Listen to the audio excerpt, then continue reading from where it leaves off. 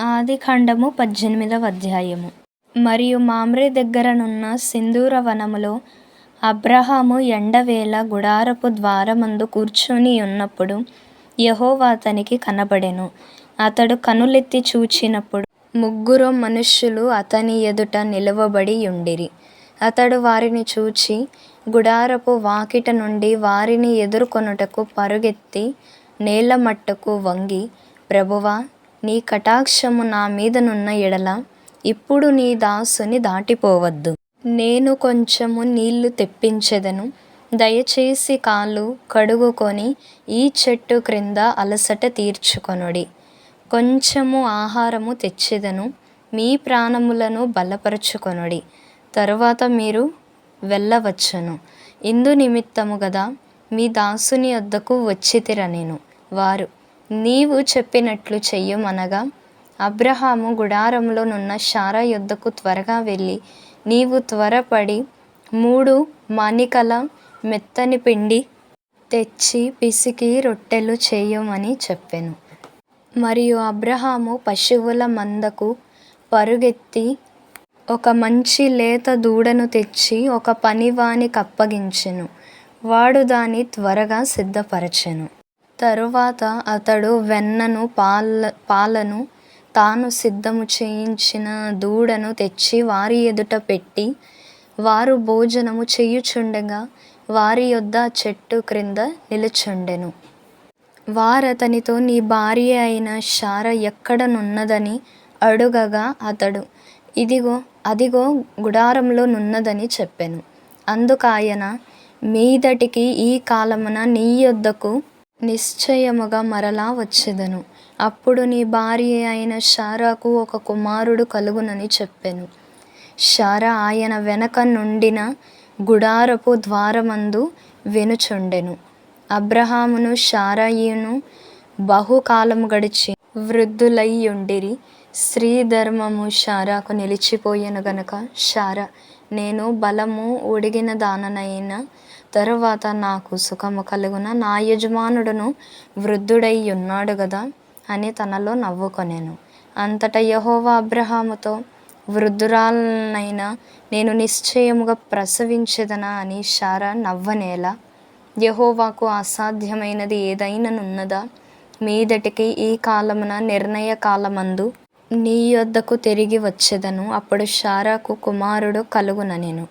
శారా భయపడి, నేను నవ్వలేదని చెప్పగా ఆయన, అవును, నీవు నవ్వితివని. అప్పుడా మనుష్యులు అక్కడ నుండి లేచి సొదొమ తట్టు చూచిరి.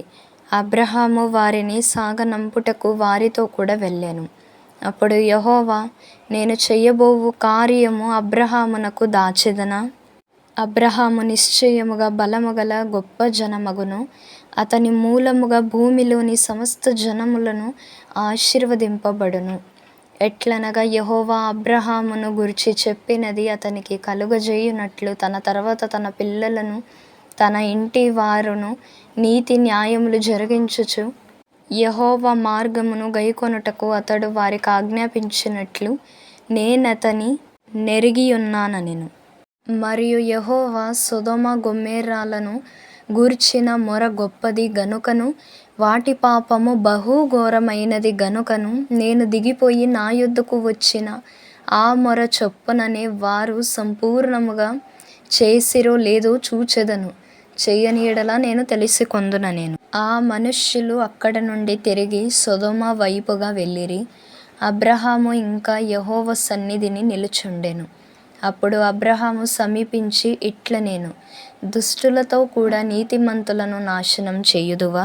ఆ పట్టణంలో ఒకవేళ 70 మంది నీతిమంతులుండిన ఎడల దానిలోనున్న 70 మంది నీతిమంతుల నిమిత్తము ఆ స్థలమును నాశనం చేయక కాయవా?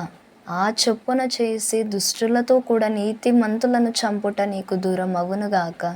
నీతిమంతుని దుష్టునితో సమానముగా ఎంచుట నీకు దూరం అగుగాక. సర్వలోకమునకు తీర్పు తీర్చువాడు న్యాయమును చేయడా అని చెప్పినప్పుడు యెహోవా, సొదొమ పట్టణంలో 70 మంది నీతిమంతులు నాకు కనబడిన ఎడల వారిని బట్టి ఆ స్థలమంతటిని కాయుదుననెను. అందుకు అబ్రహాము, ఇదిగో ధూళియు బూడిదయునైన నేను ప్రభువుతో మాటలాడ తెగించుచున్నాను. ఏ 10 మంది నీతిమంతులలో ఒకవేళ 5 తక్కువైతే 5 తక్కువైనందున ఆ పట్టణమంతయు నాశనం చెయ్యుదువా అని మరలా అడిగెను. అందుకాయన, అక్కడ 45 నాకు కనబడిన ఎడల నాశనము చేయననెను. అతడింకా ఆయనతో మాటలాడుచు, ఒకవేళ అక్కడ 40 మందియే కనబడుదురేమో అనినప్పుడు ఆయన ఆ 40 మందిని బట్టి నాశనము చేయక యుందునని చెప్పగా, అతడు, ప్రభువు కోపపడని ఎడల నేను మాటలాడెదను. ఒకవేళ అక్కడ 30 మందియే కనబడుదురేమో అనినప్పుడు ఆయన, అక్కడ 30 మంది నాకు కనబడిన ఎడల నాశనము చేయననెను. అందుకతడు, ఇదిగో ప్రభువుతో మాటలాడ తెగించితిని. ఒకవేళ అక్కడ 20 మంది కనపడుదురేమో అనినప్పుడు ఆయన ఆ 20 మందిని బట్టి నాశనం చెయ్యకుందుననగా, అతడు, ప్రభువు కోపపడిన ఎడల నేనింకొక మారి మాటలాడెదను. ఒకవేళ అక్కడ 10 మంది కనపడుదురేమో అనినప్పుడు ఆయన 10 మందిని బట్టి నాశనం చెయ్యక యుందుననెను. యెహోవా అబ్రహాముతో మాటలాడుట చాలించి వెళ్ళిపోయెను. అబ్రహాము తన ఇంటికి తిరిగి వెళ్ళిపోయెను.